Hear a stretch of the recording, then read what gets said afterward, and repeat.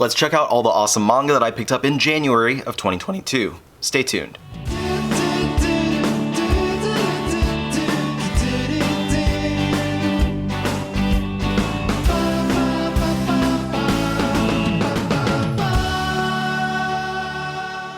So January has come and gone. We're already well into February, so it's about time that I released my manga haul video of January, because I got a lot of cool stuff, but I wanted to wait a little bit to make sure that all of my packages came in, because this haul isn't like huge or anything. I just wanted to make sure I had a substantial amount of stuff to show off. So I waited for everything that I ordered in January to come in before I made this.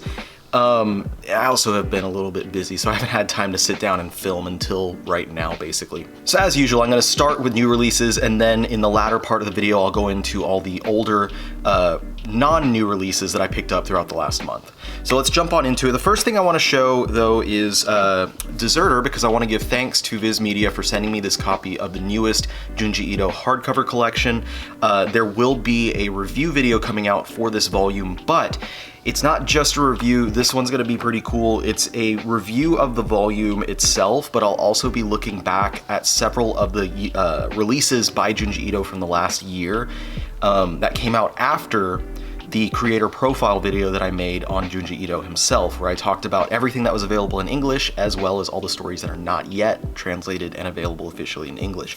So I'm excited about making that video because it's going to basically be a part 2 to my creator profile for Junji Ito. It's going to be an update showing everything else that's been released since then in English, and then kind of updating on what is left remaining. So look forward to that one. I should have it around the next week or so. I'll have it ready and published. In the meantime, again, thank you for Viz Media for sending me Deserter, and let's jump into the rest of the haul. So I'm going to start off with books from Viz Media's Shonen Jump line, which if you've seen recent videos of mine, you might know that I collect every manga that's in Viz Media's Shonen Jump line, and I currently have every volume of every series that's in the line. So let's go down what was released. We have Boruto, volume 13. So volume 14, I think, is where there's some pretty big things that happen in that series. If you're a fan of Naruto, Boruto is a fine little continuation. It's not anything crazy special, but it is pretty fun. Volume 28 of Black Clover, this was a lot of fun, a lot of action in this one. I love the cover here with the kind of neon green. It looks like a Seraph of the End cover. So, cool volume of that if you are a fan of Black Clover. Volume 9 of Chainsaw Man, phenomenal new volume of this series. A lot of stuff happening. You can really tell that it's coming into the climax. The stuff that happened in volume 8, and then seeing like kind of the downtime at the beginning of volume 9, leading into just crazy action in the latter part of this volume. Cannot wait for volume 10 and volume 11, which will be the final volume of at least part 1 of Chainsaw Man. Then we have a single volume release, Demon Slayer Stories of Water and Fire. This is two stories, 2 chapters each of those 2 stories, focusing on individual characters from the Demon Slayer series, giving a little bit of background on them and stuff that happened with them. I believe both are set before the main series. Pretty fun stories, not anything like super substantial. You do not need them. If you're reading and you just want the story of Demon Slayer, you do not need to read this extra volume to understand stuff. But if you are a fan of the franchise and you want more of it, this is a great way to get some more content with some of the characters that you might enjoy. Next up, volume 20 of Dr. Stone. This was a solid volume. And then Dragon Ball Super volume 15. This one's really exciting because it ends the Moro arc. Moro has been the new villain that they've been fighting in this series, following after the events of the Dragon Ball Super anime and the Broly movie. And it ends that arc and it starts moving into the Granola the Survivor arc. So we have a new story arc with a new villain that is going to be starting in this volume and continuing there forward. If you haven't read the Dragon Ball Super manga, I really recommend it. I prefer it over the anime because it streamlines things in a way that doesn't waste too much time. But if you are interested in reading just the stuff that's not in the anime, I believe it's volume 11 that begins the Moro arc. So you can start there, see everything that happens with that, and then move forward. Then we've got JJK volume 14, a fantastic volume. A lot of stuff happens here. It's just tons of amazing action.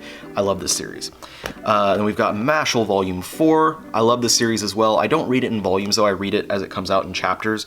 I believe that this volume was populated with some pretty awesome fights and stuff.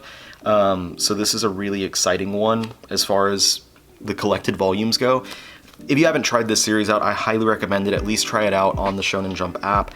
It is this perfect mixture of like the sense of humor of One Punch Man with like the world of Harry Potter, if you're into Harry Potter at all, like the magic stuff. But even if you're not, I think it's a really good one because it's kind of like a parody on Harry Potter, but in a shonen battle manga setting.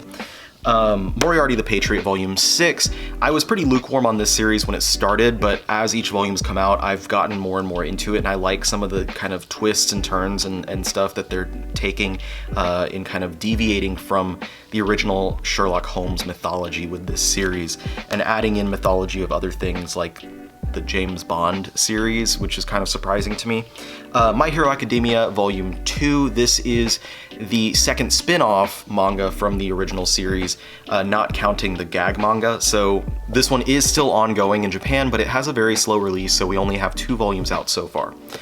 Next up, Seraph of the End, Volume 23. This series I actually started reading recently, and I really enjoy it. It's a really cool concept. I hope to get caught up pretty soon. Twin Star Exorcist, Volume 24. This is a very busy cover. A lot of stuff going on there. I also started on this one as well. Pretty cool concept. I haven't gotten too into it just yet, though. Undead Unluck, Volume 5. This is another fantastic series that I read as it comes out weekly rather than reading it in the volumes, but the stuff that happens in this one, again, this is exciting material, so this is a good volume. This is a really good volume. If you haven't tried it out, same as I said about Mashal, try it out on the app, try the first few chapters or so, see if you like it. But in my opinion, I think it's a fantastic title. I think it's one of the better of the newer Shonen Jump titles right now. And then we have Volume 20 of We Never Learn, and this is the penultimate, next to last volume of the series. 21 will be wrapping it up. So fans of this series, you get to have the entire series on your shelves pretty soon. And then one more book from the Shonen Jump line, that is Volume 3 of JoJo's Bizarre Adventure Golden Wind. This is collecting the Japanese volumes 5 and 6 into one hardcover, one double-sized hardcover. There should be 9 total. My current estimate would be 9 volumes total, wrapping up this line next summer in like May if the schedule doesn't change at all. And that means that we should get the Stone Ocean manga released physically in August of next year. So not too far off. And some people, if you use the app, you probably noticed that they started loading chapters of Stone Ocean on the app already. They put the first volume worth of chapters all in one go, and then the next week they added another chapter. So they're taking it slow, but that is still exciting. It is something that's different than what they've done before with the JoJo's manga. So pretty cool.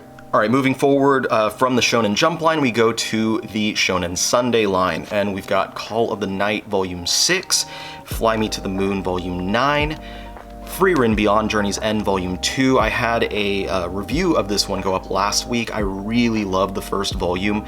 The second volume knocked it out of the park as well, brought a lot more action to it, and just kind of sets it into another direction, I think, for the franchise. So if you haven't checked out Frieren yet, I highly recommend it. You can watch my review on it if you want some context for what the story is and stuff like that. But just to say about the quality, there is a very high chance that this series is going to make it onto my top 10 ongoing manga list when I make it for next year. Next up, we got Volume 17 of Komi Can't Communicate, and this was a fantastic volume. It just encapsulates everything that I love about the series and about the characters. If you haven't tried that series out yet, I highly recommend it. And then Mao Volume 3 from Rumiko Takahashi. This is her newest ongoing title. This is a lot more action oriented than like the other stuff of hers that's being published right now, like Urusei Yatsura and Mezonikoku. So if you're into the romantic comedy type stuff, this might not be the one for you, but if you're into more of the action stuff like Inuyasha, then definitely check out Mao. Each volume, in my opinion, keeps getting better and better, so like I started kind of lukewarm about it, but I'm getting more excited about the series.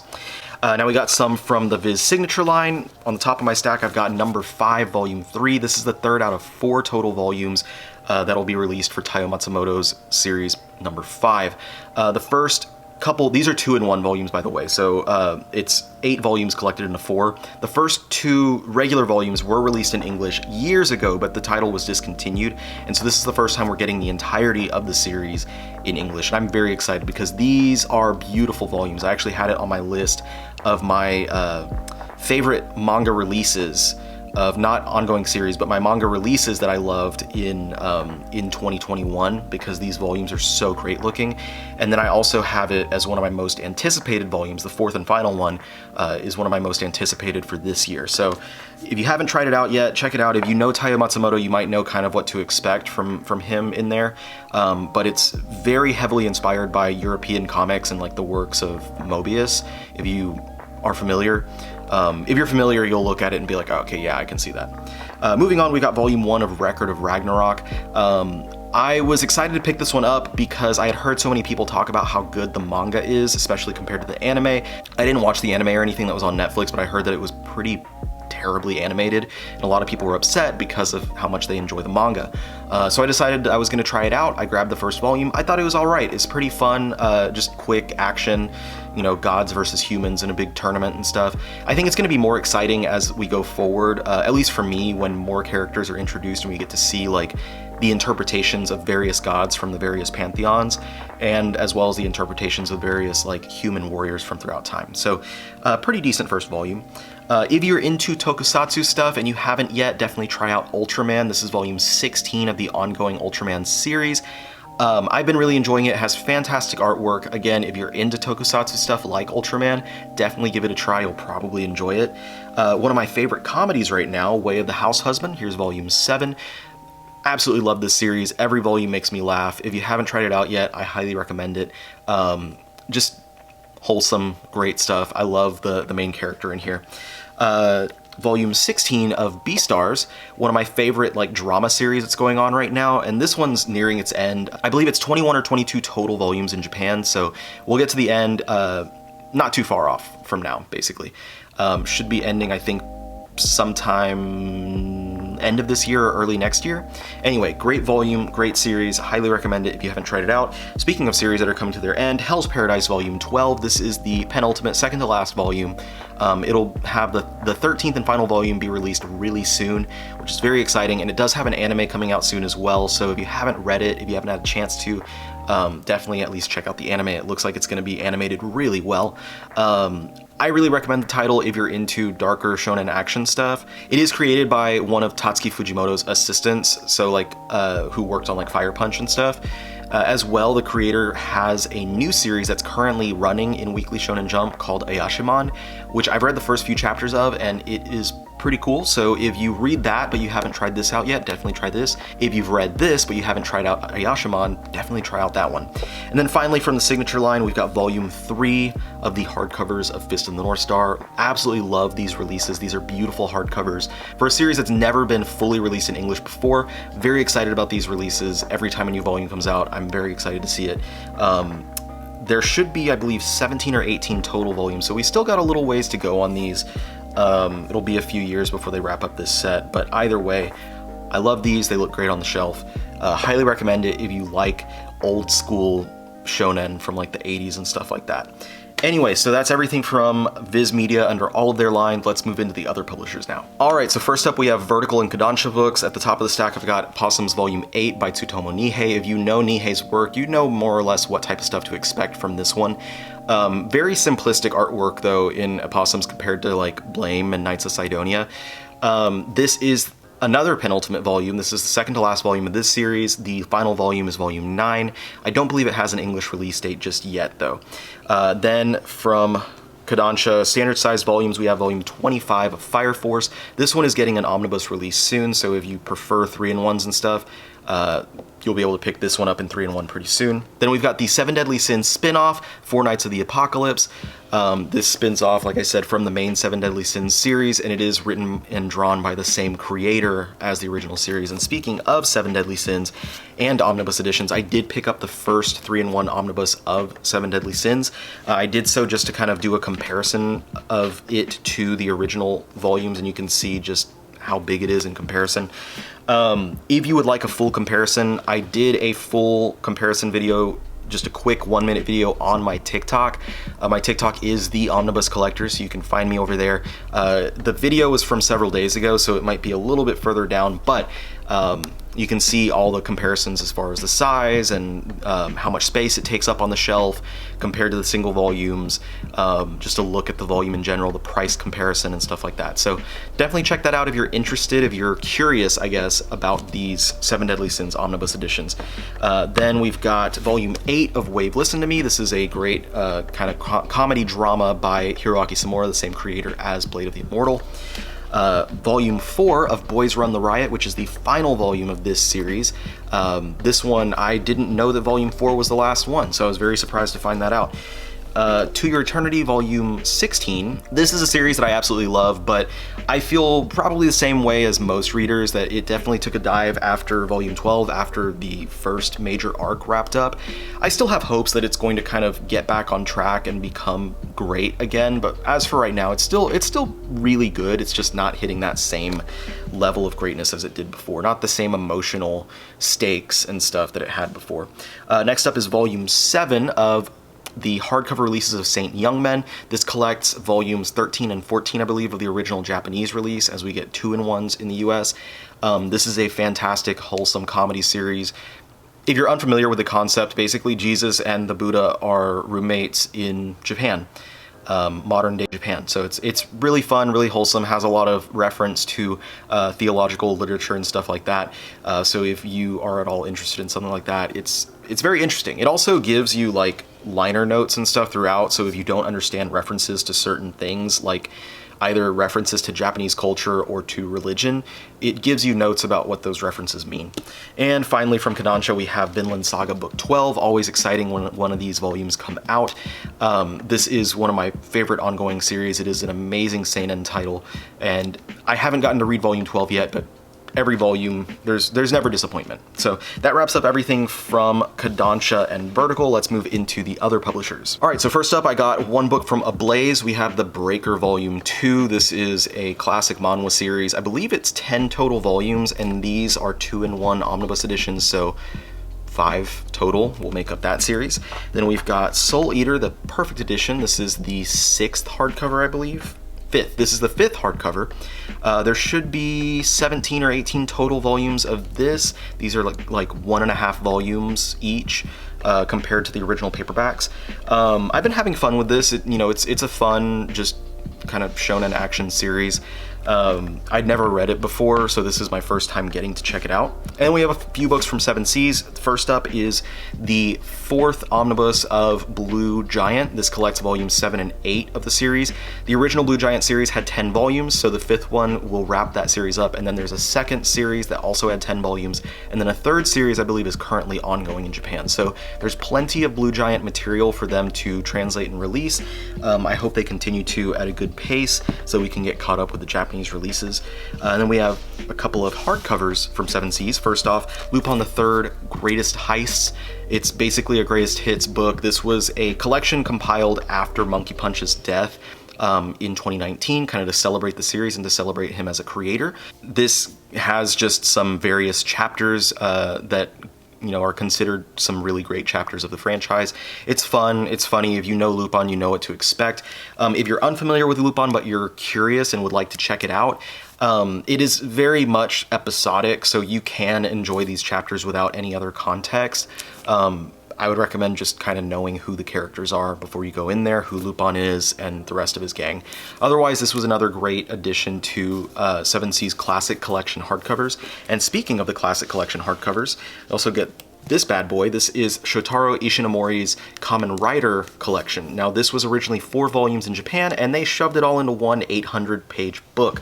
So that's pretty crazy that was all in one single volume. I haven't gotten a chance to read it yet, but I'm excited because I really do enjoy the work of Shotaro Ishinomori. They did publish a hardcover in this collection of his Go Ranger, which is related to Super Sentai, which birthed the Power Rangers franchise, of course. And then he also did the Legend of Zelda Link to the Past adaptation that was in Nintendo Power. That's really fantastic. But of course, he's very well known for his series Cyborg 009. So I'm hoping that they do more of the Ishinomori like tokusatsu series, because there's more stuff that he's done, like Kamen Rider Black. Hopefully they also release those in these classic collection hardcovers. So those are all the new releases that I picked up. Now let's check out some of the older things that I grabbed. All right, so I got 2 new series that I picked up almost every volume of. So in my library here, I have something that I call the creator shelf. And basically the creator shelf, I have all of the works of various creators that I consider some of my favorites. And they're alphabetized by last name, and then I put the books usually in chronological order. This is just to like give me a good way to celebrate some of my favorite creators by seeing all of their works in one place together on a shelf. I enjoy the shelf and I enjoy adding to it, and I recently decided to add another favorite creator of mine on there. So I needed to buy the rest of his works that are available in English, and there were 2 major series that I didn't have yet, so I decided to go ahead and grab both of those. The creator was, of course, Shuzo Oshimi, and the series were Happiness and Inside Mari. So I grabbed all the volumes that I could of those. So we've got Happiness Volume 1, 2, 3, 4, 5. Can't get 6 yet. It's not currently available or in print. I'm searching for a copy right now. So hopefully I can wrap that up pretty soon. Volume 7, 8, 9, and it had 10 total volumes to wrap the series up. And then Inside Mari, there's Volume 1, 2, 3. I haven't gotten Volume 4 yet, but it is, as I've seen, it's pretty easily available, so I'll probably have it for my next haul video. Volume 5, 6, 7, 8, and Volume 9 will be the last one, but it has not yet been released by Denpa, who's been publishing this series. It should be released pretty soon, but if you're familiar with Denpa, you know that they often have delays due to printer issues, so I wouldn't be surprised if it took a while for that final volume to come out. Hopefully it doesn't take too long though, because I'd like to wrap up the series. But anyway, so Shuzo Oshimi now is part of my creator shelf. Very excited to add him on there. Anyway, there's other stuff that I got as well. Let's go ahead and dive into those. We're almost at the end of the video though. All right, so I had a couple of those hardcovers from 7C's Classic Collection, and I realized when I got those that there were a few that I didn't have. There weren't that many that I didn't have in the hardcover Classic Collection just yet, but there were a few. So I wanted to grab those because they'd been on my list anyway. For a while I've been meaning to pick them up. The first of which is Space Battleship Yamato by Leiji Matsumoto. This is an all-in-one. It's not quite as, it's pretty thick, but not as thick as the Kamen Rider collection, but very excited to add this into my collection. And then also from Leiji Matsumoto is Captain Harlock. I was able to get volumes 2 and 3 from Right Stuff. Volume 1 is a little bit harder to find, so hopefully I'll be able to get that pretty soon, find it for a good price or something. But in the meantime, I'm just waiting to see if maybe 7Cs will be nice and reprint it to make it easier for me. Other than that, I believe the only other one that I don't have is Cutie Honey. I'm not really in a hurry to get it. So if I find it for a cheap price, I'll grab it, but in the meantime, I'm not rushing to grab it. And then we've got just a few more things. Fly Me to the Moon Volume 3 was the last one that I needed. It was not available when I was picking up the volumes of this series, but it was reprinted recently and I picked it up off of Right Stuff. And this is a series that I've been wanting to collect for years. It went out of print before I was able to start picking it up, and people have started like asking me why I don't have it, recommending it to me again, and finally I was able to pick up at least the first volume of Nana. The rest of the series is still not in print. It isn't out of print, it's just not available right now. Viz has been reprinting it. It's just that every time they do, it sells out immediately. So I have to like basically keep my eyes open and watch for the rest of the other 20 volumes of this series, and hopefully I can grab them, but I'm not gonna spend over cover price on any of these volumes. So it's probably gonna be a long time. You'll see like throughout the next many months of my hauls, I'm gonna have like 1 or 2 volumes at a time. Anyway, moving on. Bastard, volumes 1 and 2. Now this one is really cool. I was really excited to be able to find these volumes for less than cover price because this discontinued series has gotten really rare. So the series is a classic shonen dark fantasy from Weekly Shonen Jump magazine that was released in the US by Viz as one of their earlier releases. They reprinted it from a larger format, and then they reprinted it in the smaller format. It was also in single issues, and they wound up releasing 19 total volumes before they discontinued the series, and 20 and beyond were never released. The series in Japan, though, has been on hiatus for 12 years now, so it only has 27 volumes and the series has not wrapped up. However, some recent news has me pretty excited because there is a new adaptation coming that's going to air on Netflix later this year. I'm not necessarily excited because there's a new anime coming. I'm excited because if it's successful enough, it might give reason for Viz or another publisher to pick up the license again and publish this series in full. And I'm hoping that that's what happens.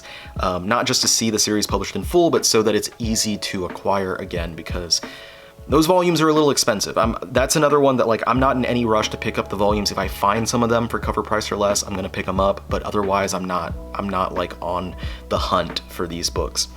And that leads us to the last part of this month's haul, which is really exciting, and that is Fist of the Blue Sky. So this series, this is the prequel series to Fist of the North Star, and it's only ever partially been published in English by Gutsoon Entertainment in the Raijin Comics magazine. And the material that was printed in Raijin Comics was then reprinted across 4 of these tankobon volumes out of like 21 or something. I don't remember how many total volumes there are, but it's much longer than that. The series ran for quite a while.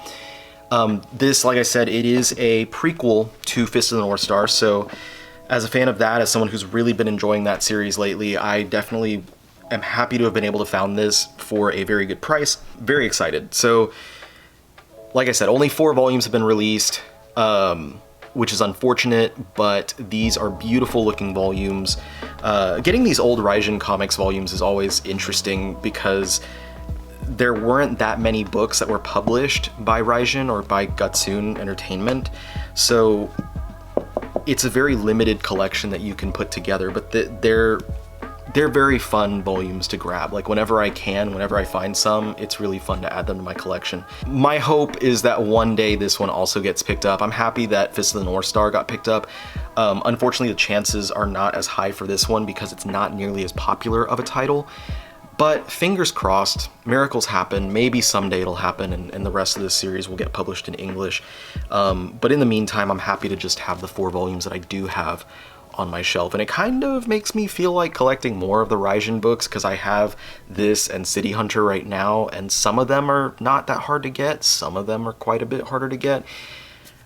So I don't know, we'll see. We'll see what happens, but in the meantime, I'm very happy to have been able to add Fist of the Blue Sky to the collection.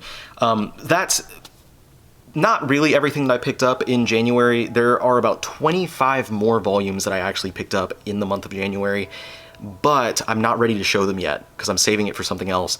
So you'll see that soonish in the next, few months. If you watch my channel, you'll get to see what those series are. Anyway, so that's everything. Thank you so much for watching this video. Thank you for spending time with me. I appreciate, every last one of you. And if you have not yet subscribed to my channel, I ask you to please consider doing so. Hit that subscribe button, hit the bell so you're notified of all the awesome content that I put out every single week. Once again, thank you so much for spending time with me, and I will see you all on the next one. Peace out.